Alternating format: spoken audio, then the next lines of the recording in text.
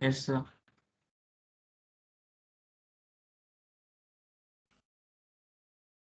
Okay, तो हम फिर से लॉजिकल ऑपरेटर को पहले से स्टार्ट करते हैं, ठीक है।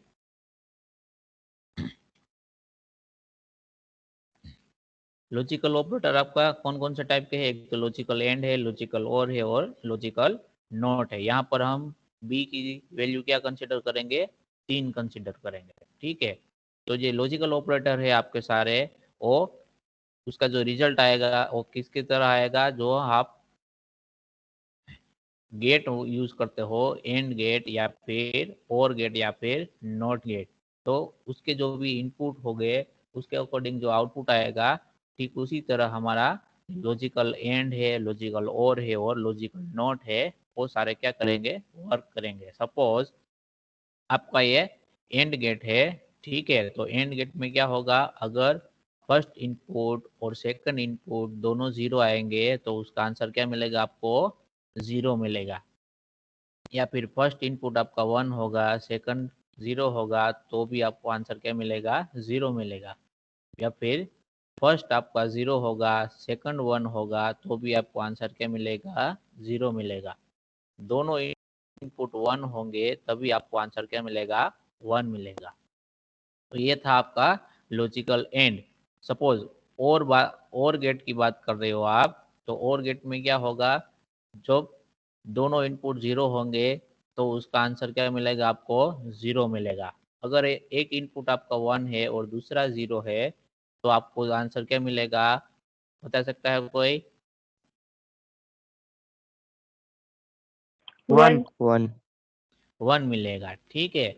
फिर फर्स्ट इनपुट 0 है और सेकंड 1 है, तो भी आपको आंसर क्या मिलेगा, 1 मिलेगा। 1 अगर दोनों इनपुट 1 है तो भी आपको आंसर क्या मिलेगा, 1 मिलेगा। 1 फिर नॉट गेट है, तो नॉट गेट में क्या होगा, एक ही इनपुट होगा, इधर 0 होगा या फिर 1 होगा। तो 0 होगा तो उसका आउटपुट आपको क्या मिलेगा, 1 मिलेगा, और 1 1 होगा तो उसका आउटपुट आपको क्या मिलेगा, 0 मिलेगा, ठीक है। तो ये थे आपके गेट के बारे में बात हुई। तो अब जो गेट का जो लॉजिक है वो हमें किस में इस्तेमाल करना है, हमारे जो लॉजिकल ऑपरेटर्स है उसका एक्सप्रेशन इवेल्यूट करने के लिए हमें यही लॉजिक को यूज करना है, इसीलिए उसको क्या बोला है, लॉजिकल ऑपरेटर्स, क्योंकि ये लॉजिक गेट से डिराइव किए गए हैं, ठीक है। इसके लिए उसका नाम क्या रखा है, लॉजिकल ऑपरेटर्स। तो अब हमारे पास कंडीशन ये है, फर्स्ट वाला कंडीशन, यानी कि जो हमारा फर्स्ट इनपुट है, ठीक है, अगर कंडीशन सही होगा तो हम इनपुट में क्या रखेंगे, 1 रखेंगे। अगर कंडीशन फॉल्स है तो इनपुट में क्या रखेंगे, 0 रखेंगे। तो उस हिसाब से हमारे पास 2 इनपुट हो जाएंगे, और दोनों इनपुट पे हम क्या अप्लाई करेंगे, हमारा लॉजिकल एंड ऑपरेटर, यानी कि एंड गेट का लॉजिक हमें अप्लाई करना है। तो हमें आंसर क्या मिलेगा वो हमें देखना है। तो हमारे पास क्या है, यहाँ पर फर्स्ट इक्वेशन क्या है, 10 ग्रेटर देन 7, यानी कि ए ग्रेटर देन 7, तो ये कंडीशन सही है कि नहीं है, ट्रू है। कंडीशन सही है, ठीक सही है है। सर। तो हम क्या रखेंगे, इनपुट के तौर पे 1 रखेंगे। उसके बाद क्या आएगा, हमारा लॉजिकल जो एंड ऑपरेटर है उसका साइन, ठीक है। फिर दूसरा कंडीशन क्या है हमारे पास, बी लेस देन 4, यानी कि बी की वैल्यू क्या है हमारे पास, 3 है, और लेस देन 4 करोगे यस तो ये कंडीशन क्या होगा, आपका ट्रू ट्रू होगा। तो इनपुट के तौर पे हम 1 क्या कंसिडर करेंगे, 1 कंसिडर करेंगे। अभी आपको चेक करना है कि लॉजिकल एंड है, उसमें दोनों इनपुट क्या है, 1 है, तो आंसर क्या मिलेगा, आपको 1 मिलेगा। 1 मतलब आपका कंडीशन क्या होगा, ट्रू होगा, ठीक है। तो जब कभी भी आप इफ स्टेटमेंट के साथ इस तरीके से लिखोगे तो ये जो इफ वाला ब्लॉक है वो एग्जीक्यूट होगा, यानी कि कंडीशन क्या होगा, ट्रू होगा। समझ में आ रहा है सबको? Yes sir. अब हम दूसरा यस सर जो एक्सप्रेशन है उसको इवेल्यूट करते हैं। दूसरा क्या है हमारे पास कि ए ग्रेटर देन 7, यानी कि ए की वैल्यू क्या है, 10 है, तो 10 ग्रेटर देन 7, तो इसका आंसर क्या मिलेगा, हमें ट्रू मिलेगा। तो हम क्या कंसीडर करेंगे, इनपुट 1 कंसीडर करेंगे, और जो हमारा ये लॉजिक ऑपरेटर है उसका सिंबल आएगा यहाँ पर डबल एंड। ठीक है, फिर दूसरा जो कंडीशन है वो क्या रहेगा, बी ग्रेटर देन 4, यानी कि बी की वैल्यू क्या है, 3 है, 3 ग्रेटर देन 4, 3 ग्रेटर देन 4, तो कंडीशन क्या होगा, ये वाला फॉल्स होगा हमारा। कंडीशन फॉल्स होगा तो हम इनपुट क्या कंसिडर करेंगे, 0 कंसिडर करेंगे। तो लॉजिकल एंड गेट में एक इनपुट 1 है और दूसरा इनपुट 0 है, तो आंसर क्या मिलता है आपको, ये वाला केस आंसर क्या मिलता है आपको, 0 मिलता है। तो यहाँ पर भी आपको क्या मिलेगा, 0 मिलेगा, यानी कि कंडीशन आपका क्या होगा, फॉल्स होगा। तो ये आपको क्या रिटर्न करेगा, फॉल्स रिटर्न करेगा। ठीक है, अगर मैं इस तरीके से लिखता हूँ कि एक की वैल्यू में अभी क्या कंसिडर कर रहा हूँ, फॉर एग्जांपल 5 कंसिडर कर रहा हूँ, 5 लेस देन 7, फिर यहाँ पर एंड ऑपरेटर है मेरा, फिर बी की वैल्यू में 2 कंसिडर करता हूँ, 2 लेस देन 4। तो कोई बता सकता है ये एक्सप्रेशन का आंसर क्या आएगा, ट्रू या फॉल्स? फॉल्स आएगा। हम false, इवेल्यूट करते हैं। ठीक फॉल्स है, आएगा पहले सर। पहले फर्स्ट कंडीशन आपको इवेल्यूट करना है। कौन सा कंडीशन इवेल्यूट करना है पहले आपको, फर्स्ट वाला। तो फर्स्ट वाला क्या है, 5 ग्रेटर देन 7, 5 है वो 7 से बड़ा है, यस और नो? No sir. तो no, कंडीशन क्या हो गया, फॉल्स हो गया। फॉल्स। तो इनपुट क्या आएगा, 0 आएगा। ठीक है, और दूसरा कंडीशन क्या होगा, 2 लेस देन ट्रू। 4, यानी कि 2 है वो 4 से क्या है, छोटा है। तो कंडीशन क्या होगा, ट्रू होगा। तो इनपुट क्या कंसिडर करेंगे, 1। लेकिन फर्स्ट इनपुट 0 है और सेकंड इनपुट 1 है, तो उसके लिए क्या है, लॉजिकल एंड का आंसर 0 मिल रहा है। 0, तो हमें क्या मिलेगा, 0 मिलेगा, यानी कि जो हमारा कंडीशन है, एक्सप्रेशन है, उसका वैल्यू क्या होगा, फॉल्स होगा। फॉल्स होगा। ठीक है, तो जब कभी भी आप एक्सप्रेशन में लॉजिकल एंड का यूज करो, तो उसका जो दोनों कंडीशन है, फर्स्ट और सेकंड जितने भी कंडीशन है, वो दोनों क्या होने चाहिए, ट्रू होने चाहिए, तभी आपको उस एक्सप्रेशन का आंसर क्या मिलेगा, ट्रू मिलेगा। अदरवाइज सपोज फर्स्ट कंडीशन आपकी ट्रू है, सेकंड कंडीशन फॉल्स है, तो भी आपको आंसर क्या मिलेगा, 0 मिलेगा, यहाँ पर दिखाया हुआ है। ठीक है, अगर आपका फर्स्ट कंडीशन फॉल्स है या और सेकंड कंडीशन क्या है आपका ट्रू है, तो भी आपको आंसर क्या मिलेगा, 0 मिलेगा। अगर दोनों कंडीशन 0 है तो भी आपको आंसर क्या मिलेगा, 0 मिलेगा। तो इन शॉर्ट आपको इतना याद रखना है कि जब कभी भी आप लॉजिकल एंड ऑपरेटर का यूज करो, तो उस एक्सप्रेशन की वैल्यू ट्रू कब होगी, जब भी एंड के साथ लिखी हुई कंडीशन है वो सारी की सारी कंडीशन क्या होनी चाहिए, ट्रू होनी चाहिए, तभी जो सारा एक्सप्रेशन है उसका आंसर क्या आएगा, ट्रू आएगा। अगर एक भी कंडीशन फॉल्स है तो उस एक्सप्रेशन का आंसर क्या हो जाएगा, फॉल्स हो जाएगा। समझ में आया सबको? yes sir, Yes, yes sir. Sir. Okay, तो जैसे एंड ऑपरेटर की बात की हमने, तो उसी तरह क्या है आपका ये और ऑपरेटर है। तो और ऑपरेटर में हमें क्या मिल रहा है, वैल्यू, उसका जो टेबल है वो किस तरीके का है कि इनपुट में अगर दोनों 0 है तो ही आपको क्या मिलेगा, आंसर 0 मिलेगा। अदरवाइज आपको आंसर क्या मिलेगा, 1 मिलेगा। ठीक है, तो उसको भी हम डिस्कस करते हैं अभी।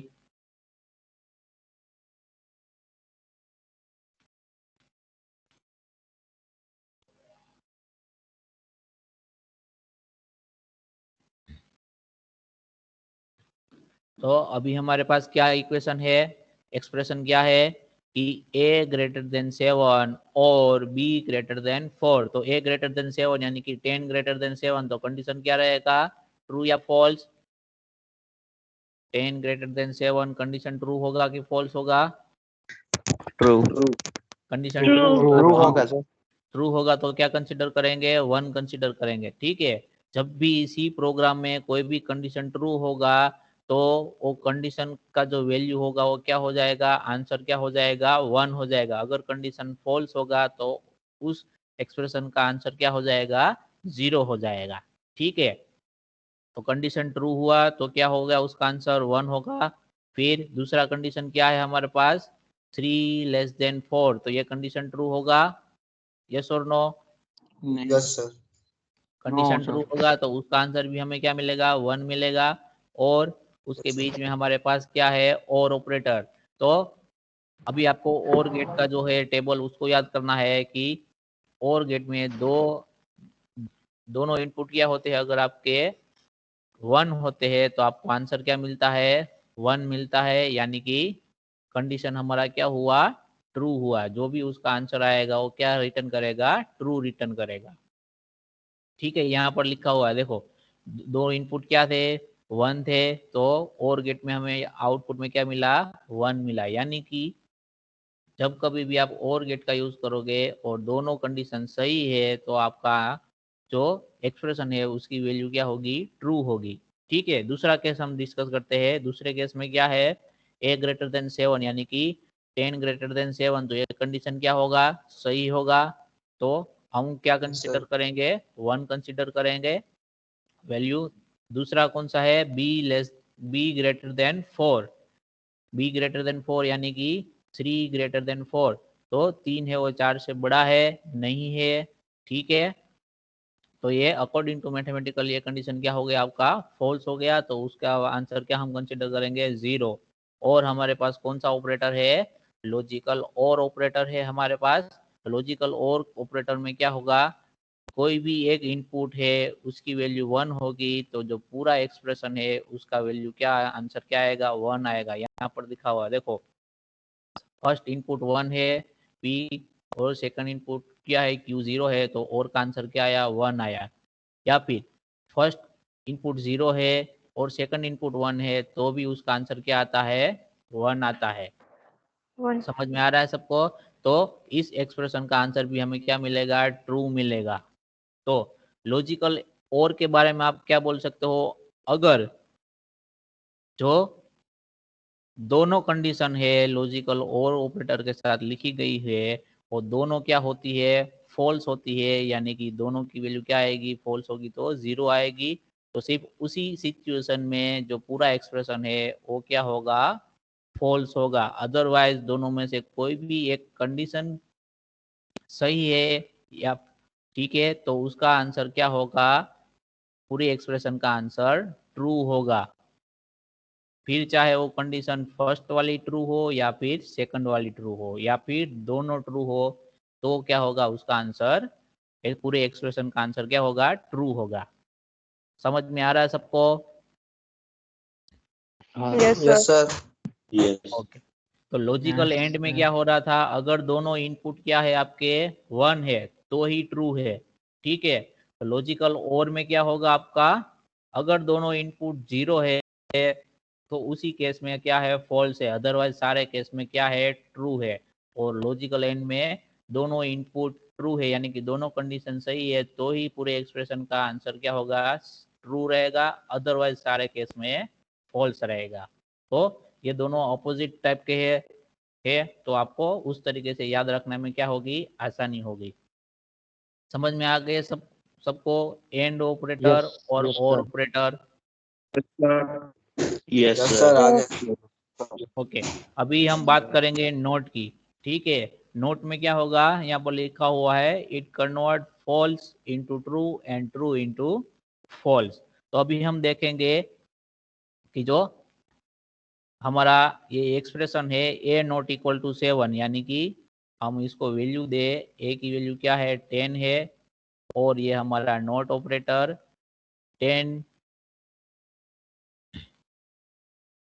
नॉट इक्वल टू 7, तो ये सही होगा कि नहीं होगा? 10 और 7 है और दोनों सेम वैल्यू है, यस और no? No no sir. Sir नहीं है। ठीक है, ये सेम वैल्यू नहीं है तो उसका आंसर क्या रहेगा, ट्रू रहेगा।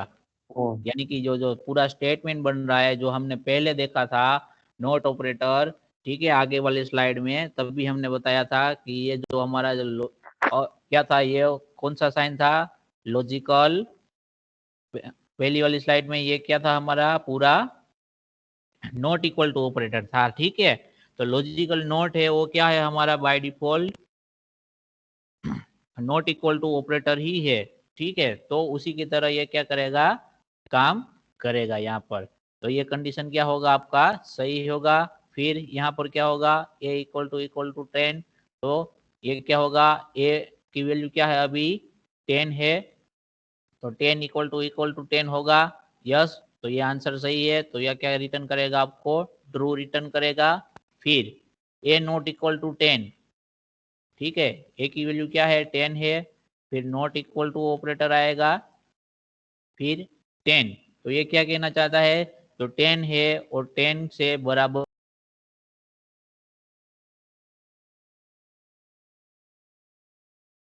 के अकॉर्डिंग क्या है, और 10 के इक्वल टू है, ऐसा हम बोल सकते हैं। लेकिन ये एक्सप्रेशन क्या कहना चाहता है कि जो 10 है यानी कि जो 10 है वो 10 के बराबर नहीं है, तो ये एक्सप्रेशन क्या हो गया, आपका गलत हो गया। तो आंसर क्या मिलेगा आपको, फॉल्स मिलेगा।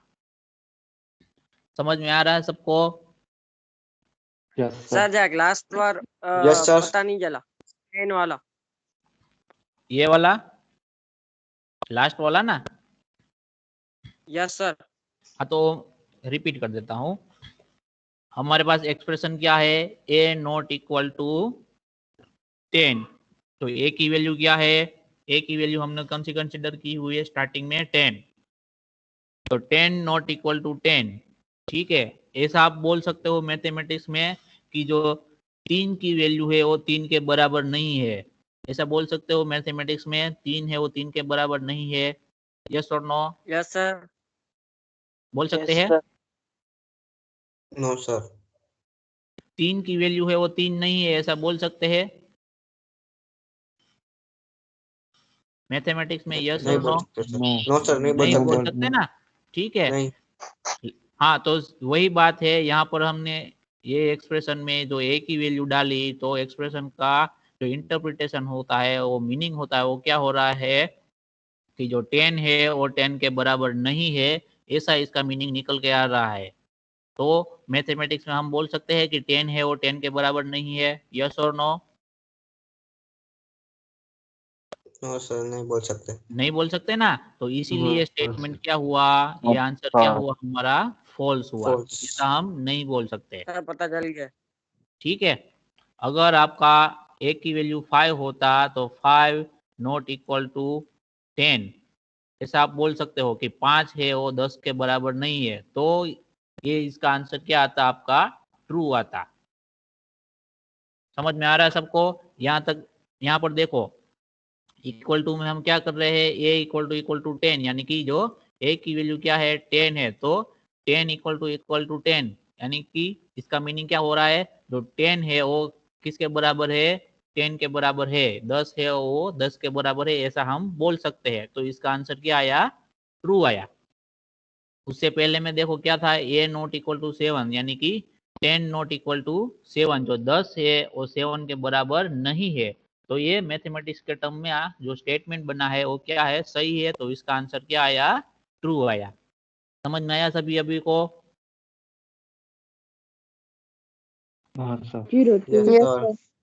ओके, तो आगे देखते हैं हम। आगे क्या है हमारे पास, असाइनमेंट ऑपरेटर है। कौन सा ऑपरेटर है, असाइनमेंट ऑपरेटर, जो हमारा सिंपल इक्वल टू करके हम लिखते हैं मैथमेटिक्स में, जो हम लिखते थे वो हमारे सी प्रोग्राम में क्या है, असाइनमेंट ऑपरेटर है, ठीक है। तो किसके लिए यूज होता है, तो it is use to assign result of an expression to a variable, ठीक है। क्या किसके लिए यूज करते हैं हम, जो रिजल्ट है कोई भी एक्सप्रेशन का, उसको हम वेरिएबल के अंदर स्टोर करवाने के लिए असाइनमेंट ऑपरेटर का यूज करते हैं। फिर लिखा हुआ है C also support shorthand assignment operator, तो ये शॉर्ट हैंड असाइनमेंट ऑपरेटर क्या है वो हम देखते हैं। पहले हम किसके बारे में बात करेंगे, सिंपल असाइनमेंट ऑपरेटर, जो कि हमने अब तक जितने भी प्रोग्राम लिखे हुए हैं उनमें से हर एक प्रोग्राम में हमने असाइनमेंट ऑपरेटर का यूज किया गया है, ठीक है। तो उसका डिस्क्रिप्शन क्या है, assign the value of right side to the left side. यहाँ पर एग्जांपल दिया हुआ है कि a इक्वल टू बी, तो क्या होगा, जो हमारा b वेरिएबल है उसकी वैल्यू कहाँ पर स्टोर होगी, a वेरिएबल के अंदर स्टोर हो जाएगी, यानी कि a वेरिएबल को असाइन हो जाएगी। सपोज मैं ऐसे लिखता हूँ कि a is equal to 3 plus 5। तो क्या होगा, ये जो पहले एक्सप्रेशन है मैथमेटिकल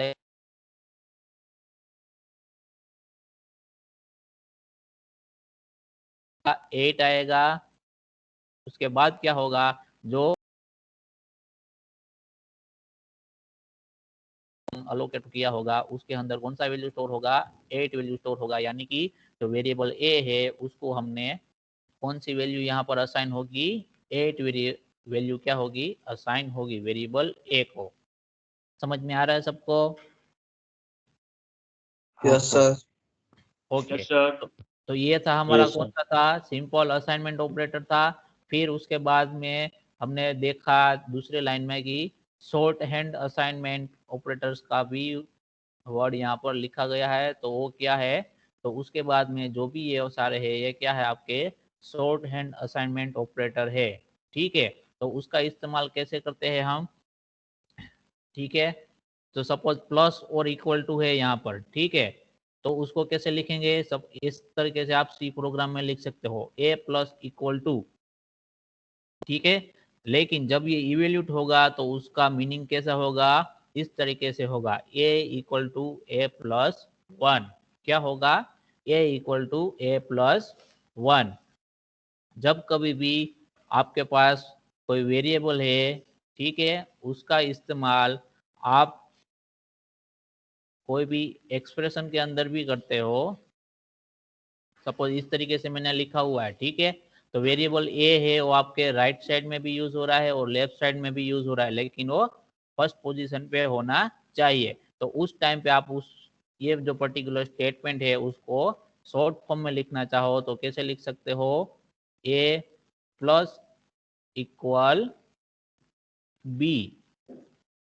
तो कंपाइलर जब भी रीड करेगा तो वो क्या समझेगा कि मुझे क्या करना है, एडिशन करना है, किसका, तो कि a और b का, ठीक है, एडिशन करना है। उसके बाद जो जो एक्सप्रेशन इवेल्यूट होगा a प्लस बी, उसका आंसर मुझे फिर से कहाँ स्टोर करना है, तो कि जो इक्वल टू के लेफ्ट साइड में जो भी वेरिएबल है उसके अंदर, यानी कि a के अंदर।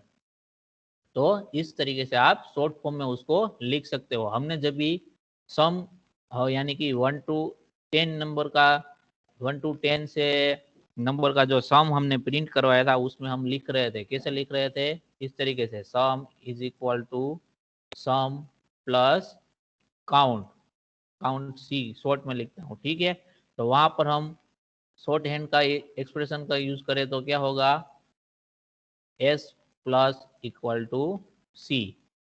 तो क्या होगा, जो सम की वैल्यू एक्चुअल में है उसका और जो काउंट की वैल्यू है उन दोनों का एडिशन होगा और उन दोनों का जो आंसर आएगा वो फिर से कहाँ होगा, सम के अंदर स्टोर हो जाएगा। समझ में आ रहा है सबको short hand assignment operator? Sir yes please sir. Repeat. Yes, sir.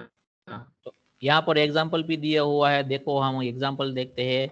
Example में क्या लिखा हुआ है, a प्लस इक्वल टू 5। तो उसका मीनिंग क्या होगा, a is equal to a plus 5। अगर आप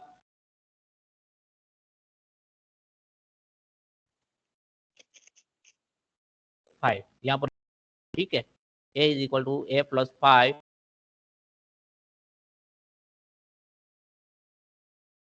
टेन कंसिडर करते हैं, ठीक है, a की वैल्यू क्या कंसिडर की हुई है, 10। तो a 15, क्योंकि a की वैल्यू क्या है, 10 प्लस 5। आंसर जो भी होगा वो फिर से कहाँ स्टोर होगा, a के अंदर। अभी a की वैल्यू क्या हो जाएगी, 15 हो जाएगी। ये सारे ऑपरेटर को मैं आपको प्रोग्राम के जरिए भी आपको दिखाऊंगा, ठीक है, कि कैसे इसका आंसर आता है। अभी आप देखो कि कैसे वर्क करता है। तो फिर उसके बाद क्या है, शॉर्ट एंड असाइनमेंट ऑपरेटर दूसरा कौन सा है, नेगेटिव। तो जिस तरीके से पॉजिटिव वाला था यानी कि प्लस था, उसी तरीके से क्या होएगा, माइनस वाला आएगा। तो a माइनस इक्वल टू 1 होगा, तो क्या होगा, a is equal to a minus 1।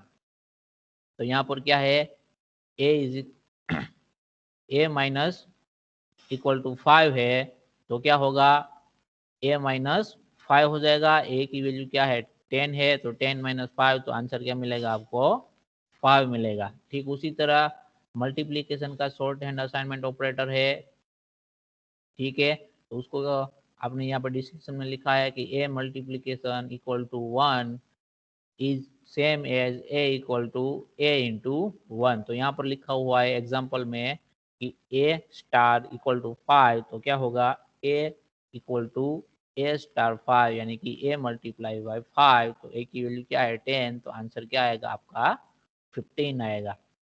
ठीक उसी तरह डिवीजन ऑपरेटर का भी यूज कर सकते हो, ए डिवाइड इक्वल टू 5, तो उसका पूरा एक्सप्रेशन क्या होगा a is equal to a divide by 5, तो उसका आंसर आपको क्या मिलेगा 2 मिलेगा। ठीक उसी तरह आपका मॉड्यूलो ऑपरेटर है, ए मॉड्यूलो इक्वल टू 5, तो उसका एक्सप्रेशन इवैल्यूएट करोगे तो क्या होगा इस तरीके से होगा ए इक्वल टू ए मॉड्यूलो 5, तो ए की वैल्यू क्या है 10 है, तो 10 मॉड्यूलो 5, तो रिमाइंडर क्या आएगा आपका 0 रहेगा। समझ में आ रहा है सबको?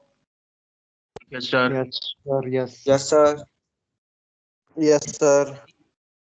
ये शॉर्ट एंड ऑपरेटर क्यों होते हैं? जब आपका और जो आपका वेरिएबल है वो राइट साइड यानी कि जो एक्सप्रेशन है उसमें भी यूज होता है, और जो एक्सप्रेशन का जो आंसर आता है वो आपको उसी वेरिएबल के अंदर स्टोर करवाना होता है, तभी आप क्या कर सकते हो शॉर्ट हैंड असाइनमेंट ऑपरेटर का यूज कर सकते हो। आगे हम जब प्रोग्राम बनाएंगे तब हम क्या करेंगे शॉर्ट एंड असाइनमेंट ऑपरेटर का भी अभी से यूज करेंगे। फिर है हमारे पास कौन से है इंक्रीमेंट ऑपरेटर है और डिक्रीमेंट ऑपरेटर है। इंक्रीमेंट और डिक्रीमेंट ऑपरेटर क्यों यूज होते हैं? ताकि कोई भी जो वेरिएबल है उसकी वैल्यू हम क्या करवा सके इंक्रीमेंट करवा सके या फिर डिक्रीमेंट करवा सके। जब हमने एल्गोरिदम देखा था, कौन सा एल्गोरिदम देखा था या हमने प्रोग्राम भी बनाया था, कौन सा बनाया था वो जो हमने 1 to 10 नंबर का एडिशन करने का जो प्रोग्राम बनाया था उसमें हम काउंट की वैल्यू क्या कर रहे थे इंक्रीमेंट कर रहे थे। ठीक है, तो उस टाइम हम क्या लिख रहे थे count equal to count plus 1 लिख रहे थे। ठीक है, उसकी जगह हम क्या कर सकते हैं इंक्रीमेंट ऑपरेटर का भी यूज कर सकते हैं। इंक्रीमेंट ऑपरेटर यानी कि सपोज यहाँ पर एग्जांपल में लिखा हुआ है ए प्लस प्लस, तो ये क्या है हमारा वेरिएबल है, और जो ये प्लस प्लस है बाद में लिखा हुआ है वो क्या है आपका इंक्रीमेंट ऑपरेटर है। ये पोस्टफिक्स लिखा हुआ है क्यों? क्योंकि हम जो हमारा इंक्रीमेंट ऑपरेटर है उसको हम कब लिखते हैं जो हमारा वेरिएबल है उसके बाद में लिखते हैं, अगर हम उससे पहले लिखते हैं तो उसको क्या बोलेंगे हम प्रीफिक्स बोलेंगे। ठीक है, सपोज ए वेरिएबल है उसकी वैल्यू यहाँ पर मैं कौन सी कंसीडर कर रहा हूँ 3 कंसीडर कर रहा हूँ। ठीक है, तो ए प्लस प्लस करूंगा मैं सी प्रोग्राम के अंदर, तो जब ये ए प्लस प्लस वाला स्टेटमेंट एग्जीक्यूट हो जाएगा तो ए प्लस प्लस का मीनिंग क्या रहेगा a is equal to a plus 1। अगर शॉर्ट एंड असाइनमेंट के लिए ऑपरेटर के फॉर्म में लिखूं मैं इसको तो क्या होगा ए प्लस इक्वल टू 1, इस तरीके से होगा। ठीक है, तो जब ये स्टेटमेंट एग्जीक्यूट हो जाएगा उसके बाद ए की वैल्यू क्या हो जाएगी 1 से इंक्रीमेंट हो जाएगी, तो ये स्टेटमेंट जो ए प्लस प्लस है वो एग्जीक्यूट हो जाएगा, तो ए की वैल्यू क्या हो जाएगी 3 से क्या हो जाएगी 4 हो जाएगी। अगर उसके बाद मैं दूसरी बार लिखता हूँ ए प्लस प्लस, तो दूसरी बार जब ये स्टेटमेंट एग्जीक्यूट हो जाएगा तभी उसकी वैल्यू क्या हो जाएगी 5 हो जाएगी। ठीक है, अगर मैं ए माइनस माइनस लिखता हूँ ये दोनों ए प्लस प्लस एग्जीक्यूट होने के बाद, ठीक है, उसके बाद में ए माइनस माइनस लिखता हूँ, और जब भी ये ए माइनस माइनस वाला स्टेटमेंट एग्जीक्यूट हो जाता है तो ए माइनस माइनस में क्या होगा जैसे ए प्लस प्लस में क्या होता था ए प्लस 1 होगा, तो ए माइनस माइनस में क्या होगा ए माइनस 1 हो जाएगा, और फिर से जो आंसर आएगा वो किसको अलॉकेट होगा ए वेरिएबल को। अगर शॉर्ट हैंड में लिखो तो आप ए माइनस इक्वल टू 1। तो अभी ये स्टेटमेंट एग्जीक्यूट होगा तो क्या आंसर आएगा कोई बता सकता है? यहाँ पर ये दोनों हो गए हैं। ठीक है, पहली बार हमने ए प्लस प्लस किया तो आंसर क्या मिला 4, उसके बाद हमने फिर से ए प्लस प्लस किया तो आंसर क्या मिला 5।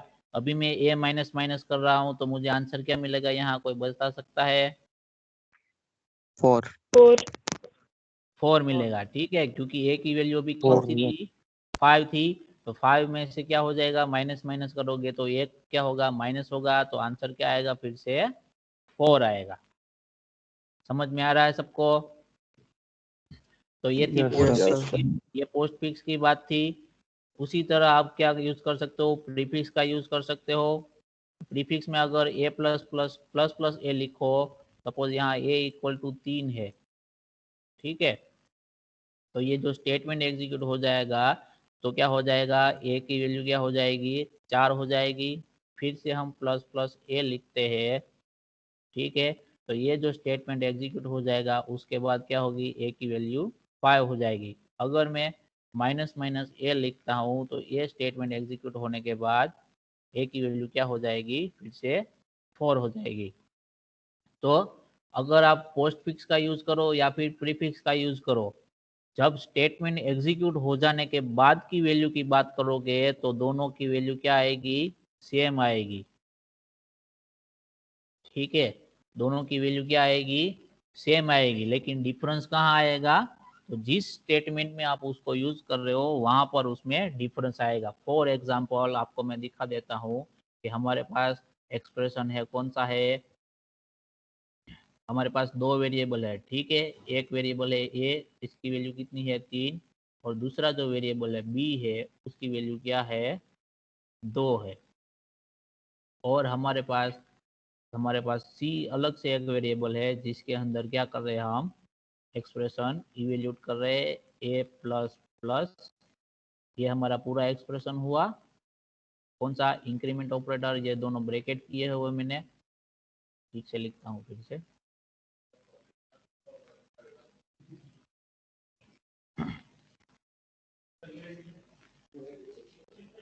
ए प्लस प्लस, ठीक है, ये हमारा क्या हुआ, इंक्रीमेंट ऑपरेटर है, ठीक है। उसके बाद में लिखता हूँ ये जो प्लस है वो हमारा क्या है, एरिथमेटिक ऑपरेटर है। उसके बाद हमारा मैं सिंपल बी लिखता हूँ, ठीक है। और दूसरा एक्सप्रेशन में लिखता हूँ यहाँ पर, दूसरा क्या है, माइनस, सॉरी, ये प्लस प्लस ये, तो ये हमारा क्या हुआ, दूसरा हमारा ऑपरेट हुआ।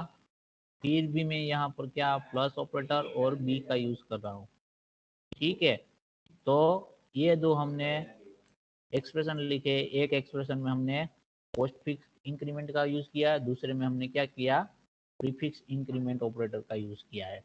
तो अब दोनों एक्सप्रेशन को हम इवेल्यूट करेंगे तो आंसर क्या रहेगा, अलग अलग रहेगा। क्यों रहेगा वो मैं आपको बताता हूँ।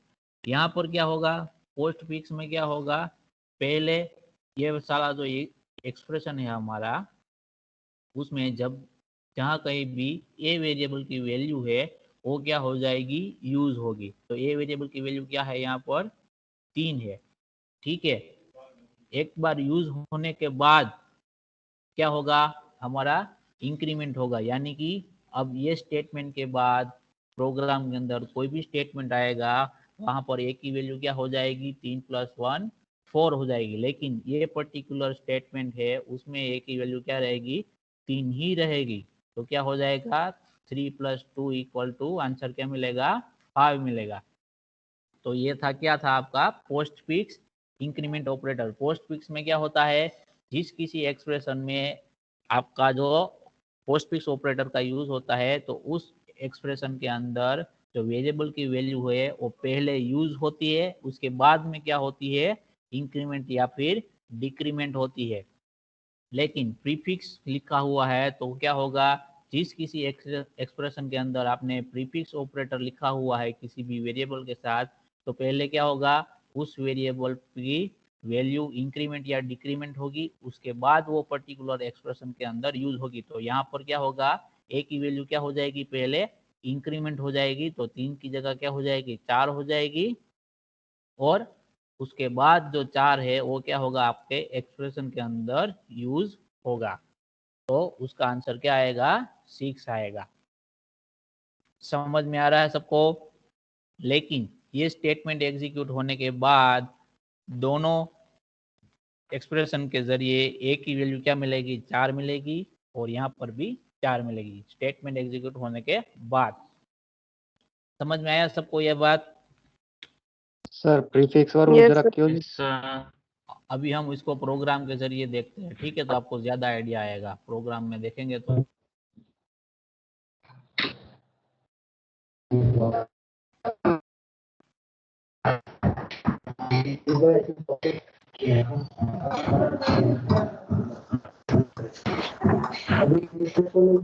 अभी हम प्रोग्राम बनाते हैं उसके लिए, ठीक है?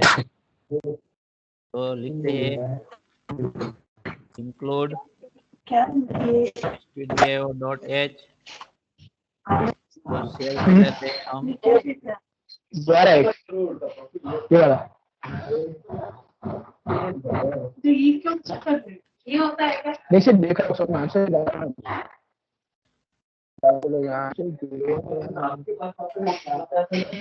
स्क्रीन दिख रहा है सबको? Yes, sir. Yes sir. Okay, तो Yes, नॉइज sir. आ रहा है, जिसके यहाँ से नॉइज आ रहा है अपना माइक म्यूट कर दो, ठीक है? तो हम प्रोग्राम लिखते हैं। प्रोग्राम में फर्स्ट क्या लिखेंगे, इंक्लूड stdio.h लिखेंगे, उसके बाद क्या लिखेंगे, void main लिखेंगे। मेन के अंदर हम क्या करेंगे, हमारा जो भी ऑपरेशन है परफॉर्म करेंगे। तो पहले क्या आएगा, आपका डिक्लेरेशन पार्ट आएगा।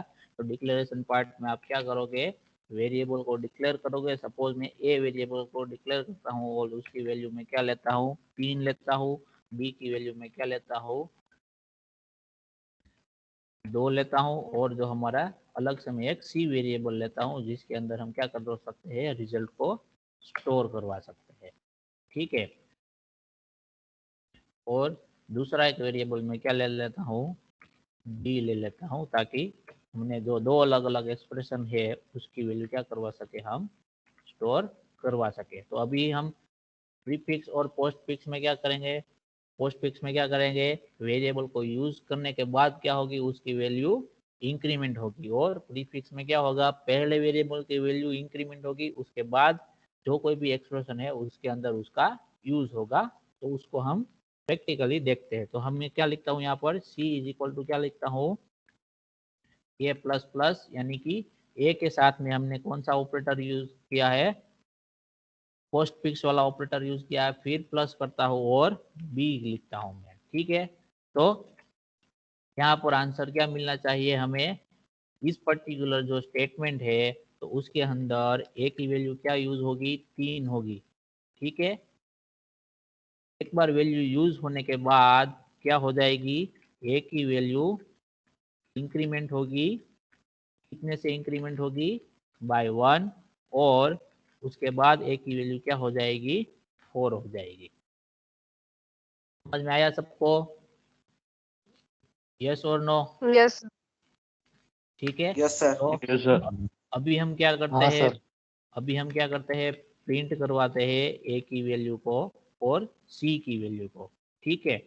पहले क्या करते हैं, ए की वैल्यू प्रिंट करते हैं, ए इज इक्वल टू, यहाँ पर ए लिखते हैं, और किसकी साथ में हम सी की वैल्यू को भी क्या करवाते हैं, प्रिंट करवाते हैं।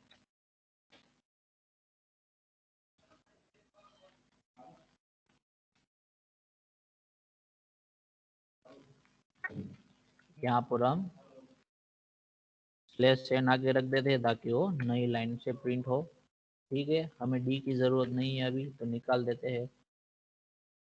तो हमें आंसर क्या मिलना चाहिए, अभी हमने क्या किया है, क्लियर स्क्रीन नहीं लिखा हुआ है, फिर गेट सीएट नहीं लिखा हुआ है। तो पहले हम गेट सीएट लिख देते हैं ताकि हमारा आउटपुट जो स्क्रीन है वो आउटपुट प्रिंट होने के बाद चला ना जाए, फ्रीज होकर रहे।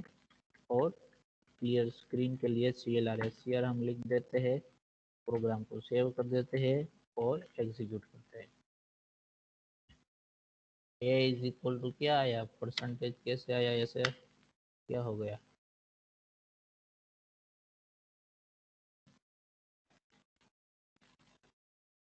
हाँ हमने सिंपल यहाँ पर क्या डी करना भूल गए थे, ठीक है? तो अभी एग्जीक्यूट किया तो ए की वैल्यू क्या आ गई यहाँ पर 4 आ गई और सी की वैल्यू क्या आई, आंसर 5 आया। तो ऐसा क्यों हुआ, तो हम देखते हैं। तो सी इज इक्वल टू आंसर क्या मिला हमें, सी इज इक्वल टू आंसर क्या मिला हमें, 5 मिला। ऐसा क्यों हुआ, तो हम देखते हैं ए की वैल्यू क्या कंसीडर की उसने 3 की, और बी की वैल्यू क्या कौन सी कंसीडर की 2, जो कि है हमने उसमें कोई चेंज नहीं किया हुआ है। ठीक है, तो सी का आंसर क्या आया 5 आया इस तरीके से, और ए का आंसर क्या मिला हमें 4 मिला। तो उसका क्या मतलब हुआ, जब भी आप पोस्ट फिक्स इंक्रीमेंट या डिक्रीमेंट ऑपरेटर का यूज करो, तो जिस एक्सप्रेशन के अंदर उस ऑपरेटर का यूज हुआ है, तो उस एक्सप्रेशन में जो भी वेरिएबल है उसकी वैल्यू उससे ऑपरेटर को अप्लाई करने से पहले जो भी थी वही कंसिडर होगी। यहाँ पर कौन सी थी, पहले उसकी वैल्यू 3 थी ए की वैल्यू, तो यहाँ पर क्या कंसिडर हुआ, 3 ही कंसिडर हुआ। उसके बाद में उसका क्या हुआ, वैल्यू का इंक्रीमेंट हुआ, तो उसके बाद के स्टेटमेंट में हमने ए की वैल्यू प्रिंट करवाई तो क्या मिली 4। ठीक है, लेकिन उस पर्टिकुलर स्टेटमेंट के अंदर ए की वैल्यू कौन सी कंसिडर हुई, 3 कंसिडर हुई। समझ में आ रहा है सबको। हाँ Yes, sir. Sir. Yes.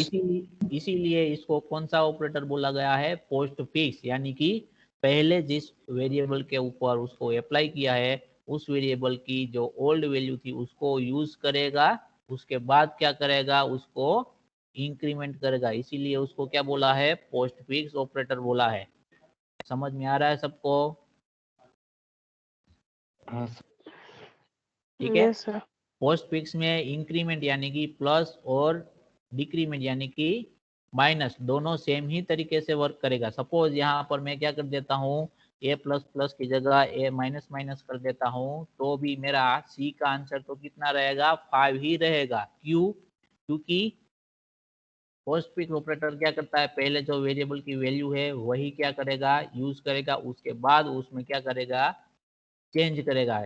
Change क्या होगा, आइदर इंक्रीमेंट होगा या फिर डिक्रीमेंट होगा। यहाँ पर क्या होगा, डिक्रीमेंट, तो सी की वैल्यू क्या हो जाएगी, पहले ए वेरिएबल की जो पुरानी वैल्यू थी वो उसको यूज करेगा 3 प्लस 2, तो सी की वैल्यू क्या रहेगी, 5 ही रहेगी, लेकिन ए की वैल्यू क्या हो जाएगी अभी 3 माइनस 1, तो वो भी क्या हो जाएगी, क्या हो जाएगी 2 हो जाएगी। तो हम देखते हैं फिर से प्रोग्राम को एग्जीक्यूट करके, तो ए की वैल्यू क्या आ गई, यहाँ पर 2 आ गई, और सी की वैल्यू क्या आ गई, एज इट इज 5 ही रही हमारे पास।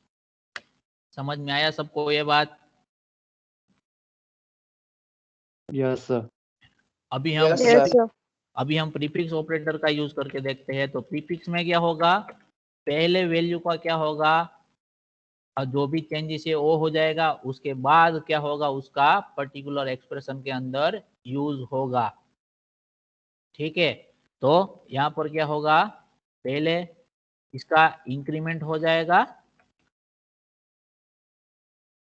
पहले क्या होगा, इंक्रीमेंट हो जाएगा, and then use value of a. पहले इंक्रीमेंट हो जाएगा, तो अभी सी इक्वल टू आंसर क्या आना चाहिए हमारा, तो ए की वैल्यू पहले इंक्रीमेंट हो जाती है, तो 3 से वो क्या हो जाएगी, 4 हो जाएगी, तो 4 प्लस 2, तो उसका आंसर क्या मिलना चाहिए हमें, 6 मिलना चाहिए, ना कि 5। ठीक है, तो अभी एक सी का आंसर क्या हो जाएगा हमारा 6 हो जाएगा, और ए का तो आंसर कितना रहेगा, 4 का 4 ही रहेगा, वो पहले इंक्रीमेंट हो या फिर बाद में, लेकिन चेंजेस कहाँ आएगा, जिस पर्टिकुलर स्टेटमेंट में वो हमारा ऑपरेटर यूज किया गया है इंक्रीमेंट या डिक्रीमेंट, उस स्टेटमेंट के अंदर चेंजेस आएगा। तो अभी हमारे सी की वैल्यू क्या मिलेगी, हमें 6 मिलेगी। तो हम देखते हैं वो, देखो सी की वैल्यू क्या मिली अभी हमें 6 मिली, और ए की वैल्यू क्या मिली हमें 4 मिली। समझ में आ रहा है सबको। तो ऐसा क्यों हुआ है, इसलिए हुआ कि जो हमारा इंक्रीमेंट प्रीफिक्स ऑपरेटर है उसने क्या किया, पहले ए की वैल्यू को इंक्रीमेंट किया, उसके बाद जो भी एक्सप्रेशन इवेल्यूशन था उसके अंदर ए की वैल्यू का यूज हुआ। तो अभी ए की वैल्यू क्या मिली हमें 4 मिली। समझ में आया सभी को। Yes, sir. Yes, sir. Yes, sir. Yes, sir. तो जैसे इंक्रीमेंट सर। ऑपरेटर हुआ उसी तरह क्या होगा, डिक्रीमेंट ऑपरेटर भी वर्क करता है। तो डिक्रीमेंट में क्या होगा, पहले ए की वैल्यू क्या हो जाएगी, डिक्रीमेंट हो जाएगी 1 से, ठीक है। उसके बाद जो पर्टिकुलर एक्सप्रेशन है उसके अंदर ए की वैल्यू का क्या होगा, यूज होगा। तो अभी क्या होगा, 2 + 2 होगा, तो आंसर क्या मिलना चाहिए हमें, 4। और एक की वैल्यू क्या हो जाएगी, 3 में से 1 डिक्रीमेंट होगा तो 2 हो जाएगी। तो अभी हम देखते हैं सी की वैल्यू हमें क्या मिली, 4 मिली, और एक की वैल्यू जो डिक्रीमेंट होके हमें क्या मिली, 2 मिली। समझ में आया सभी को? Yes, yes sir. Sir. Yes और Yes, नो? sir. हाँ सर। ओके। तो अभी हम यस सर। किसका यूज करेंगे यहाँ पर, शॉर्ट हैंड एक्सप्रेशन जो हमारा था उसको भी हम देख लेते हैं कि वो कैसे वर्क करता है, ठीक है। शॉर्ट हैंड एक्सप्रेशन में क्या था, सपोज आपको a = a+1 लिखना है, ठीक है। तो उसकी जगह आप क्या लिखोगे, a+=1 लिखोगे आप, तो क्या हो जाएगा, आपका शॉर्ट हैंड एक्सप्रेशन हो जाएगा, और उसका मीनिंग क्या रहेगा, इस तरीके से रहेगा, ठीक है। समझ में आ रहा है सबको? हाँ सर। इसको हम एग्जीक्यूट करके देखते हैं। तो हमारा ए का आंसर क्या आना चाहिए, ए की वैल्यू क्या है, अभी 3 है, तो 3 में 1 का इंक्रीमेंट करोगे आप, तो उसकी वैल्यू क्या आनी चाहिए, अभी 4 हो जानी चाहिए। तो हम प्रोग्राम को रन 4। करते हैं, तो ए की वैल्यू क्या हो गई, 4। अगर आपको यहाँ पर क्या करना है, 1 नहीं ऐड करना है, आपको किसका ऐड, बी की वैल्यू ऐड करनी है, तो आप क्या लिखोगे, a+=b, तो उसका जो एक्सप्रेशन बनेगा तो उसका आंसर क्या होगा, a=a+b। तो a की वैल्यू क्या है, अभी 3 है, और b की वैल्यू क्या है, 2 है। तो a+=b है, उसका आंसर क्या होगा, 3 + 2, तो क्या होगा, 5 होगा। तो a की वैल्यू क्या मिलेगी आपको यहाँ पर, 5 मिलेगी। समझ में आ रहा है सबको? ठीक उसी तरह यहाँ पर यस सर। प्लस की जगह आप माइनस ऑपरेटर को यूज कर सकते हो, फिर मल्टीप्लिकेशन का ऑपरेटर यूज कर सकते हो, डिवीजन का यूज कर सकते हो, और मॉड्यूलो का यूज कर सकते हो। किसी भी ऑपरेटर का शॉर्ट हैंड में असाइनमेंट ऑपरेटर के तौर पे यूज कर सकते हो। समझ में आ रहा है सबको ये बात?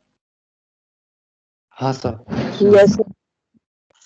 ओके। तो अभी हम साथ ही में क्या देख लेते हैं, लॉजिकल एंड और लॉजिकल और की भी कुछ चीजें देख लेते हैं अभी हम प्रोग्राम के जरिए, ठीक है। तो अभी लॉजिकल एंड के बारे में हम बात करेंगे। तो लॉजिकल एंड के बारे में बात करेंगे, तो हम हमारे पास कितनी कंडीशन होनी चाहिए, 2 कंडीशन होनी चाहिए, ठीक है। तभी हम उसका क्या कर सकते हैं, यूज कर सकते हैं। और उसको हमें किसके अंदर यूज करना है, इफ स्टेटमेंट के अंदर क्या करना है, यूज करना है। तो फॉर एग्जांपल मेरे पास 2 वेरिएबल है ए और बी, तो मैं पहले लिखता हूँ कि a>2, फिर लॉजिकल एंड ऑपरेटर हमारा, फिर मैं लिखता हूँ b <, या फिर b<3 या फिर 5, ठीक है। तो ये कंडीशन कैसा होगा, ट्रू होगा कि फॉल्स होगा, कोई बता सकता है? हाँ, अगर ट्रू होगा तो मैं प्रिंट करवाता हूँ, क्या करवाता हूँ यहाँ पर, ट्रू प्रिंट करवाता हूँ, ठीक है, सिंपल। अगर फॉल्स है तो मैं क्या करवाता हूँ, फॉल्स है तो कौन सा पोर्शन हो एग्जीक्यूट होगा, जो एल्स वाला पोर्शन है वो एग्जीक्यूट होगा। तो मैं क्या करवाता हूँ यहाँ पर, एल्स के अंदर फिर प्रिंट करवाता हूँ मैं फॉल्स, ऐसा मैसेज प्रिंट करवाता हूँ, ठीक है। अभी क्या होगा, a b, तो a की वैल्यू क्या है, 3 है, तो 3 > 2, तो ये कंडीशन ट्रू होगा कि फॉल्स होगा, ट्रू होगा। True. ट्रू True होगा, होगा. यानी कि True. ट्रू होगा, ठीक है। फिर b क्या है, b की वैल्यू क्या है, 2 < 5, तो ये कंडीशन ट्रू होगा कि नहीं होगा, ट्रू होगा। Yes True. और नो, ट्रू होगा, True ठीक है। होगा. दोनों कंडीशन ट्रू है तो मतलब हमारा पूरा जो एक्सप्रेशन है उसका आंसर क्या आएगा, पूरा एक्सप्रेशन का आंसर क्या आएगा, ट्रू आएगा। ट्रू आएगा तो ये पूरा एक्सप्रेशन है ट्रू हो जाएगा, तो ये क्या प्रिंट होना चाहिए, इफ के अंदर जो लिखा हुआ है वो मैसेज प्रिंट होना चाहिए। ठीक है, तो अभी हम इसको क्या करते हैं, एग्जीक्यूट करते हैं। तो हमें आंसर में क्या मिला, ट्रू मिला, यानी कि हमारा जो लॉजिकल एंड था उस पूरा एक्सप्रेशन का आंसर क्या मिला, हमें ट्रू मिला। ठीक है, अभी हम क्या करते हैं, कंडीशन को चेंज करके देखते हैं। यहाँ पर मैं क्या लिख देता हूँ, बी ग्रेटर देन 1 लिख देता हूँ। ठीक है, तो कंडीशन अभी क्या हो जाएगा हमारा, ये वाला फॉल्स। सेकंड कंडीशन है वो क्या हो जाएगा हमारा, फॉल्स हो जाएगा। अगर लॉजिकल एंड में कोई भी एक कंडीशन फॉल्स है तो पूरा जो एक्सप्रेशन है उसका आंसर क्या मिलेगा आपको, फॉल्स मिलेगा। यानी कि जो एल्स पोर्शन है हमारा इफ के साथ में वो वाला एग्जीक्यूट होगा। ठीक है, तो हम इसको प्रोग्राम को रन करके देखते हैं, तो हमें आउटपुट में क्या मिला, फॉल्स मिला, यानी कि जो हमारा लॉजिकल एंड एक्सप्रेशन का जो लॉजिकल एंड ऑपरेटर है वो वाला एक्सप्रेशन क्या हो गया, फॉल्स हो गया। समझ में आ रहा है सबको? Yes, sir. Yes, sir. तो अगर हाँ, तो ये था हमारा लॉजिकल एंड था, उसके साथ में हम किसका यूज करेंगे अभी, लॉजिकल और को भी लिख लेते हैं। तो ये था हमारा लॉजिकल और है। ठीक है, तो लॉजिकल और में क्या होगा, पहला कंडीशन ट्रू होगा, फिर दूसरा कंडीशन क्या होगा, फॉल्स होगा। तो दूसरा कंडीशन फॉल्स होगा तो आंसर क्या रहेगा लॉजिकल और में, ट्रू या फॉल्स, ट्रू रहेगा। ठीक है, और में दोनों में से कोई भी एक कंडीशन सही है तो आपका आंसर क्या होगा, सही होगा, ट्रू होगा। तो आंसर क्या मिला हमें यहाँ पर, ट्रू मिला। ठीक है, और लॉजिकल और है हमारे पास, उसमें फॉल्स कभी आएगा, जब भी क्या होगा, दोनों कंडीशन है हमारी वो क्या हो जाएगी, फॉल्स हो जाएगी।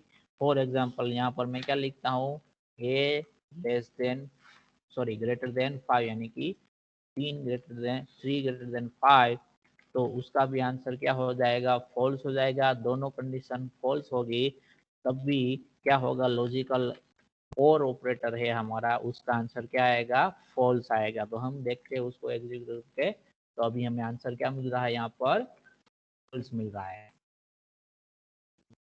समझ में आ रहा है सबको? Yes sir. Yes, sir. Yes sir. तो अभी किसी को डाउट है ये इंक्रीमेंट यानी कि हमारा जो इंक्रीमेंट डिक्रीमेंट ऑपरेटर है, असाइनमेंट ऑपरेटर है, उसमें हमने शॉर्ट एंड असाइनमेंट ऑपरेटर को भी देखा, फिर लॉजिकल ऑपरेटर को भी देखा, फिर रिलेशनल ऑपरेटर तो हम यूज करते ही है, आपने मैथमेटिक्स में भी कई जगह पर उसको यूज किया होगा। फिर बात आती है कंडीशनल ऑपरेटर की, तो कंडीशनल ऑपरेटर हम नेक्स्ट लेक्चर में देखेंगे। ठीक है, आज के लेक्चर में हमने बहुत कुछ डिस्कस कर लिया है, तो हम क्या करेंगे, ये सारी चीजें अभी कब डिस्कस करेंगे, हमारा जो नेक्स्ट लेक्चर आएगा उसमें उसको डिस्कस करेंगे, यानी कि कल।